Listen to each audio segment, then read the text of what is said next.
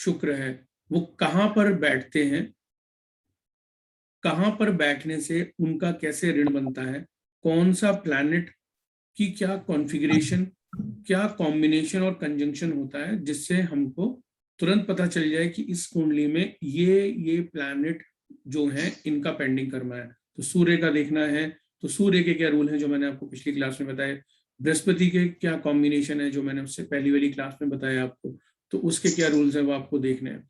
तो जो भी मैंने 3 या 4 पेंडिंग कर्मा के रूल बताए, अगर आप उसको रिकैप करते रहेंगे, थोड़ा थोड़ा देखते रहेंगे, तो आपको खुद ही निकालना आ जाएगा कि किसी भी प्लैनेट का पेंडिंग कर्मा कैसे निकालते हैं। इजी है, कोई मुश्किल नहीं है, सारे रूल्स हैं, रूल्स को पढ़ना है, रूल्स को ध्यान में रखना है, बहुत बहुत इजी है। तो हम जो कर रहे हैं, हम थोड़ा सा आज रिकैप करेंगे, पिछली 5 या 6 क्लासेस का हम रिकैप करेंगे। और जो कुछ भी अगर आपको समझ में नहीं आता है तो हम मे बी आखिरी में ले सकते हैं, क्लास के आखिर में ले सकते हैं। और कोई कुछ बैकग्राउंड नॉइस है थोड़ा सा, तो ओके।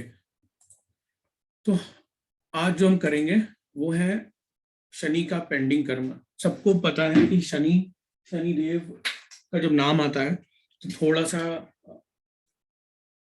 सा तो डर और फियर कह लो तो आ ही जाता है कि शनि, क्योंकि वैसे भी कर्म को सिग्निफाई करते हैं, हमारे कर्मों को सिग्निफाई करते हैं, और हमारे कर्म स्वरूप ही हमको अच्छे बुरे का रिजल्ट देते हैं हमारी लाइफ में। अच्छा किया होगा तो अच्छा मिलेगा, बुरा किया होगा तो वो बुरा, मतलब बेसिकली वो रिजल्ट उस हिसाब से देंगे हमको, वो अच्छा बुरा, हम डेफिनेशन वो हमारी होती है कि हमको अच्छा मिल रहा है, बुरा मिल रहा है। तो बेसिकली ये कि शनि थोड़े से ऐसे लगते हैं कि भाई शनि की 7.5 शुरू होगी, शनि की ढैया शुरू होगी, शनि की दशा होगी, शनि की अंतरदशा होगी, जो कि वैदिक का कॉन्सेप्ट है। मगर लाल किताब में शनि को लेके ऐसे कोई भी कॉन्सेप्ट है ही नहीं कि शनि की 7.5, शनि की ढैया, ऐसा कोई कॉन्सेप्ट लाल किताब में नहीं है। फिर भी ऐसा नहीं है कि हम उन चीजों को यहाँ पर नहीं ला सकते, ऐसी बहुत चीजें मैं आपको सिखाऊंगा कि उन चीजों को भी हम यहाँ पे ला सकते हैं। जिसमें एक चीज है वर्षफल की टेक्निक, कि वर्षफल में कहाँ कहाँ पे जब शनि आता है तो क्या क्या रिजल्ट देता है। तो उससे भी हमको पता लगता है कि वर्षफल इज द टेक्निक जो कि पूरे साल को ड्राइव करता है। तो जो जो प्लैनेट जिन जिन घरों में आएंगे, जैसे मैंने आपको कोई पेंडिंग कर्मा जब सूर्य का सिखाया, चंद्रमा का सिखाया, बृहस्पति का सिखाया, और जब हम सारे प्लैनेट कवर कर लेंगे तो आपको वर्षफल पे बहुत अच्छी कमांड हो जाएगी। वैसे हम हर क्लास में पेंडिंग कर्मा के साथ साथ वर्षफल की टेक्निक भी कर रहे हैं, मगर जब किसी का आप चार्ट देखेंगे और आपके 9 प्लैनेट का पेंडिंग कर्मा हो चुका होगा और आपके सारे रूल्स पता होंगे, तो आप वो सारी टेक्निक लगा के, वर्षफल के भी रूल्स लगा के, आप किसी भी कुंडली को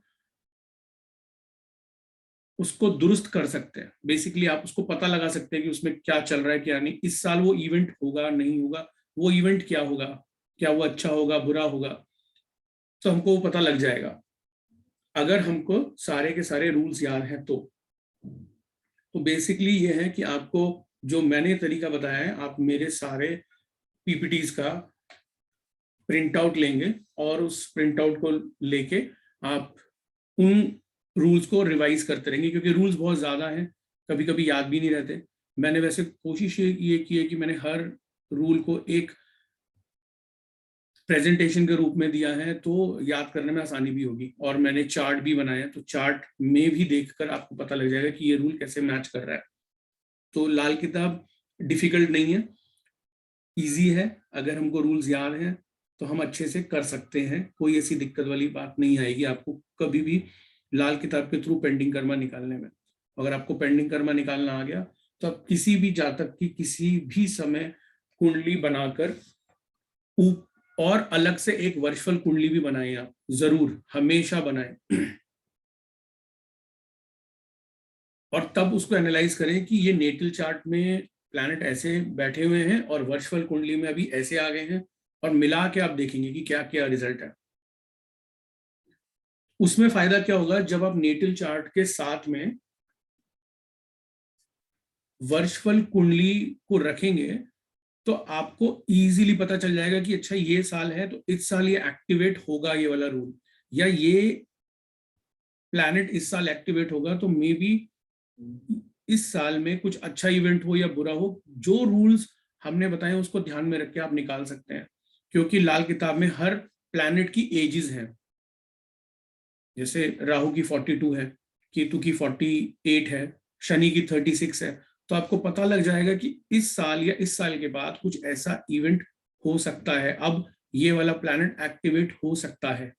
तो आपको पता लग जाएगा कि अब मुझे रेमेडी हिसाब से करनी है या अपने क्लाइंट को नहीं करवानी है, आपको पता लग जाएगा। तो बेसिकली आपको सब कुछ लगाना है, सब कुछ, जितना भी रूल बताया है, एक्टिवेशन रूल्स आपको बताया, एजेस बताई, दृष्टि बताया आपको, वो आपको लगाना है रूल में। आपको लगाना है स्लीपिंग प्लैनेट, स्लीपिंग हाउसेस मैंने बताया था, वो कब, कौन सा प्लैनेट स्लीपिंग वाला कब वो जागेगा, अगर उसे जगाने की जरूरत है भी या नहीं, और जगाना है तो क्या करना है, कौन सी ऐसी रेमेडीज ऐसी करनी है आपको जिससे वो जाग जाए। और अगर प्लैनेट ऐसा है जिसको जगाने की जरूरत ही नहीं है तो उसको अननेसेसरली छेड़ने की भी जरूरत नहीं है। वो सारे रूल्स पेंडिंग कर्मा के अंदर हैं। आपको पता है कि इस प्लैनेट को हमें छेड़ना नहीं है, इस प्लैनेट को छेड़ना नहीं है, मतलब उस प्लैनेट को अननेसेसरीली उसकी कोई रेमेडी नहीं करनी है। अगर आप रेमेडी करेंगे तो इसका मतलब कहीं ना कहीं आपको पता है कि मैं इसको, हम इस प्लैनेट की एनर्जी के साथ छेड़छाड़ी कर रहे हैं, तो हमको पता होना चाहिए हम क्यों कर रहे हैं।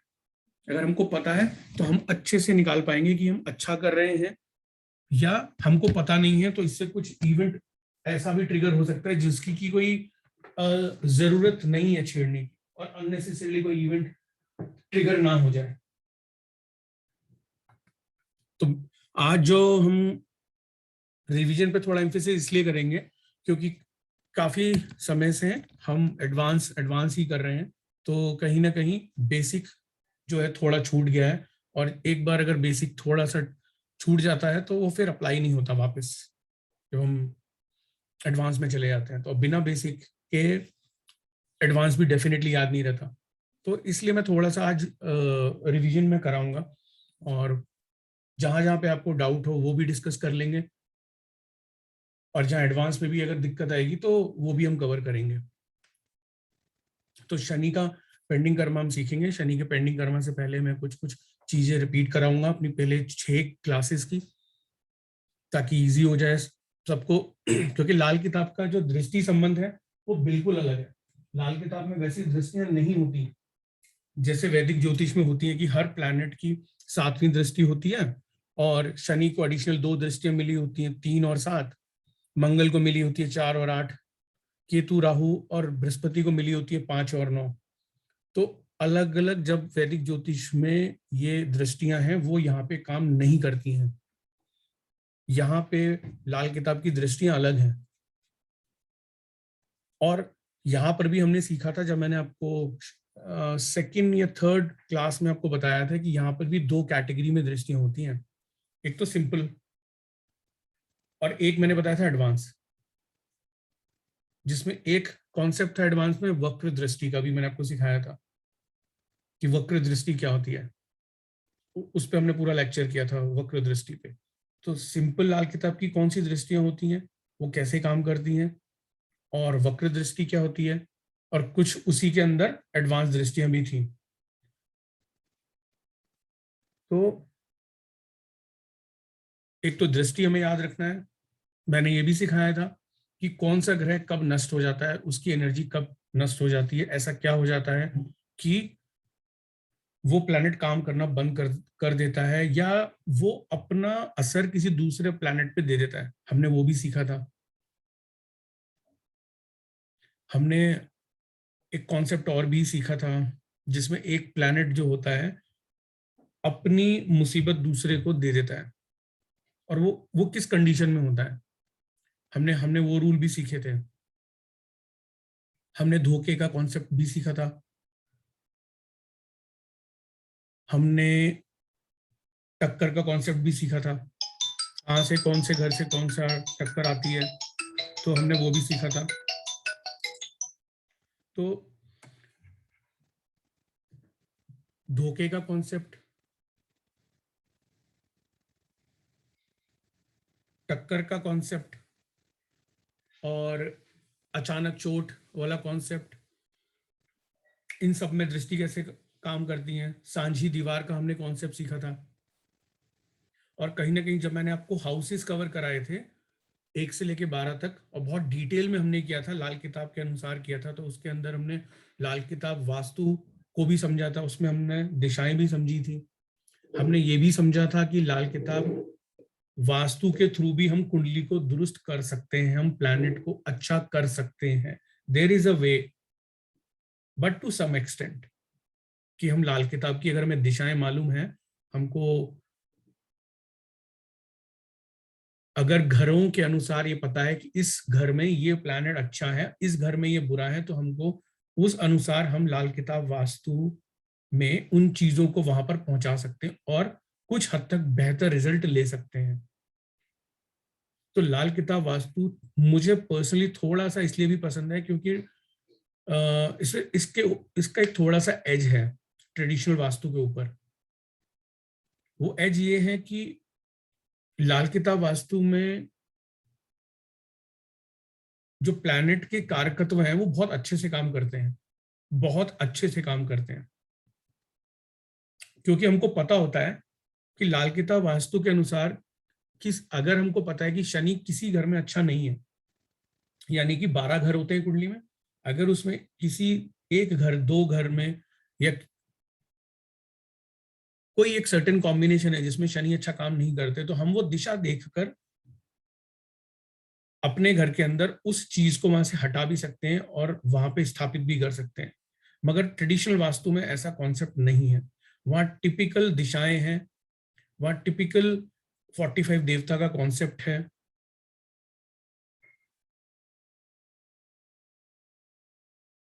तो वहां पे थोड़ी सी चीजें डिफरेंट है, वहां ग्रिडिंग सिस्टम अलग है कि आपको ग्रिड करना होता है, फिर एक एक जोन आपको देखना होता है, तो वो कॉन्सेप्ट अलग है, ये कॉन्सेप्ट थोड़ा अलग है। बट कहीं ना कहीं एक स्टेज ऐसी आ जाती है कि ये दोनों भी आप सुपर इम्पोज एक दूसरे पे कर सकते हैं, ये कंबाइन कर सकते हैं अगर दोनों की नॉलेज है तो। और अगर नहीं है तो लाल किताब vastu is more than enough. और लाल किताब वास्तु में मैं आपको एक ट्रिक ये भी सिखाऊंगा इस कोर्स में, जो वर्षफल और लाल किताब वास्तु का एक कॉन्सेप्ट होता है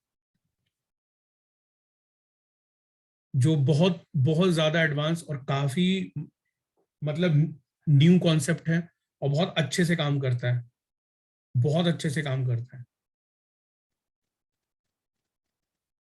तो वो काफी एडवांस टॉपिक है और उस टॉपिक को हम जब बेसिक वास्तु कर लेंगे तो उसके बाद मैं आपको वो सिखाऊंगा और कुछ चार्ट्स पे भी दिखाऊंगा कि कैसे उसको लगाएंगे।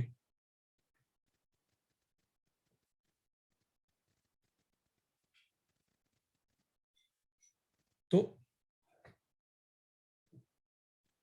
लाल किताब में बेसिक पे बहुत बहुत ज्यादा एम्फेसिस है। अगर हम फ्रेंडशिप एनिमिटी की भी बात करें तो भी इसका यूज बहुत है, क्योंकि अगर हमको फ्रेंडशिप और एनिमिटी याद है तो भी हम इसका यूज लाल किताब वास्तु में कर सकते हैं। किसी प्लैनेट की अगर कोई वस्तु कहीं किसी घर में किसी कॉर्नर में है और हम जब कुंडली किसी की देख रहे हैं और हम देख रहे हैं कि इस खाना नंबर में ये वाला प्लैनेट है, इस खाना नंबर में ये वाला ग्रह है, तो हम किसको हटाएं किसको रखें। तो आप वहां पे मैं आपको वो भी सिखाऊंगा कि फ्रेंडशिप एनिमिटी का जो कैसे वहां पे यूज होता है वो भी क्योंकि ये काम की चीज है बहुत। ये देखने में लगता है कि फ्रेंडशिप एनिमिटी है तो बस याद होना चाहिए, मगर इसको अगर अप्लाई करना आ जाए तो वास्तव में बहुत कुछ किया जा सकता है, इससे बहुत कुछ किया जा सकता है।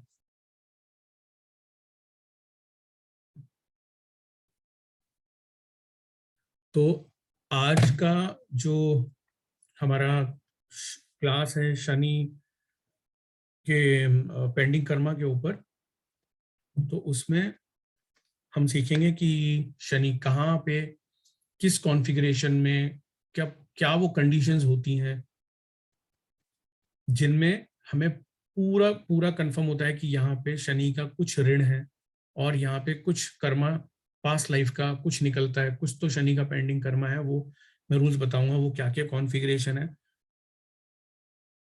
बेसिक भी और एडवांस भी। तो शनि का हम करेंगे और आज हम थोड़ा सा उसमें और एडवांस में करेंगे। और जैसे हमने जो पहले की और क्लासेस में पेंडिंग कर्मा किया तो उसमें मतलब वो बेसिकली थोड़ा सा बेसिक लेवल था, और हम इसको आज मैं थोड़ा सा एडवांस लेवल पे सिखाऊंगा कि कैसे करते हैं और कैसे कैसे जो कॉन्सेप्ट आता है, एक जड़ राशि का कॉन्सेप्ट क्या है, वो कैसे लगाते हैं, वो कैसे देखते हैं। तो बेसिकली कुंडली को पे हम देखेंगे और इजी होगा हमको कि अच्छा शनि यहाँ पे है, ये कहाँ पे बैठा है, इसके ऑपोजिट कौन सा है, इसके कितने दूर घर कौन सा दूसरा प्लैनेट बैठा है। तो वो सारे रूल्स जितने भी हैं वो सब लिखे हुए हैं, बस आपको याद रखना है और वो हर कुंडली पे आप अपने लगा सकते हैं। किसी की भी कुंडली पे आप लगाएंगे तो आप तो पता लग जाएगा कि मुझे शनि का पेंडिंग कर्मा यहाँ मुझे दिख रहा है। तो ये फ्रेंडशिप एनिमिटी ये आप सबको पता है, हम पहले भी कर चुके हैं, कोई डिफिकल्ट नहीं है, बहुत इजी है। लाल किताब में थोड़ी फ्रेंडशिप एनिमिटी वैदिक ज्योतिष से थोड़ा इधर उधर है, थोड़ा कभी कभी कंफ्यूजन हो सकता है, मगर 80% ऑलमोस्ट सेम ही है। फिर भी रिकैप हम कर लेते हैं एक बार कि बृहस्पति अपने मित्र मानते हैं सूर्य, चंद्रमा और मंगल को, और उनके जो एनिमी है जिनको वो मानते हैं, या कह लीजिए शुक्र भी मानता है उनको और बुध भी मानता है, तो इन एनिमी में शुक्र और बुध है। सूर्य अपना मित्र वापिस इन्हीं को मानते हैं, बृहस्पति को, मंगल को और चंद्रमा को, और एनिमी जो मानते हैं वो है शुक्र, शनि, राहु और केतु। और चंद्रमा अपना फ्रेंड मानते हैं सूर्य और बुध को, और ये इनके लिए एनिमी है राहु और केतु। शुक्र के लिए फ्रेंड है शनि, बुध और केतु, और इनके जो एनिमी प्लैनेट हैं वो है सूर्य, चंद्रमा और राहु। मंगल के जो मित्र हैं वो है सूर्य, चंद्रमा और बृहस्पति, और इनके जो एनिमी प्लैनेट हैं वो है बुध और केतु। बुध के जो फ्रेंडली प्लैनेट हैं जिनको फ्रेंड मानते हैं वो है सूर्य, शुक्र और राहु,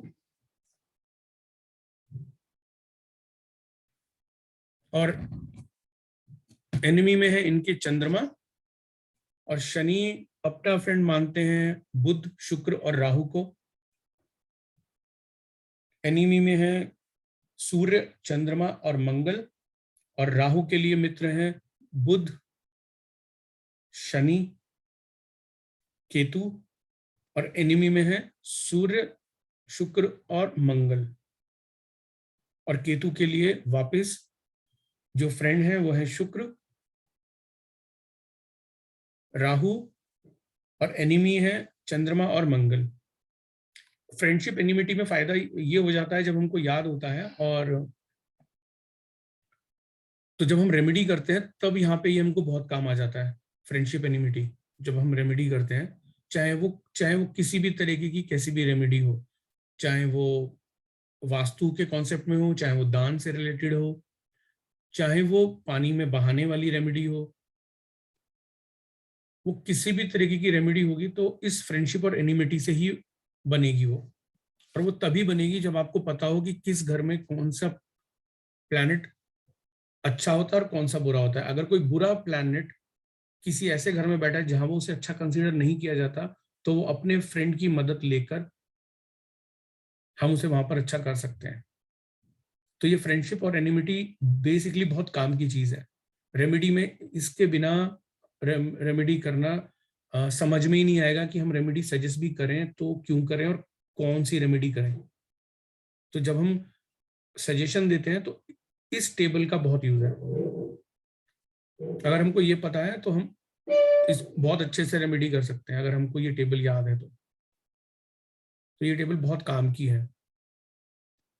और स्पेशली अगर हमने इसको सुपर इम्पोज कर दिया एक काल पुरुष, लाल किताब की काल पुरुष कुंडली पे, यानी हमको पता है लाल किताब काल पुरुष पे ही काम करती है, तो हमको पता है कि अगर हमने इसको सुपर इम्पोज किया और कहीं प्लैनेट जब हम पेंडिंग कर्मा निकाल रहे हैं, हमको पता है कि यहाँ पे हमको बताया गया है कि ये प्लैनेट अच्छा होता नहीं है और इसके सामने ये वाला ग्रह बैठा है या इससे आगे पीछे एक ग्रह बैठा है, तो हम उस प्लैनेट की एनर्जी को रेमेडी के थ्रू ठीक कर सकते हैं।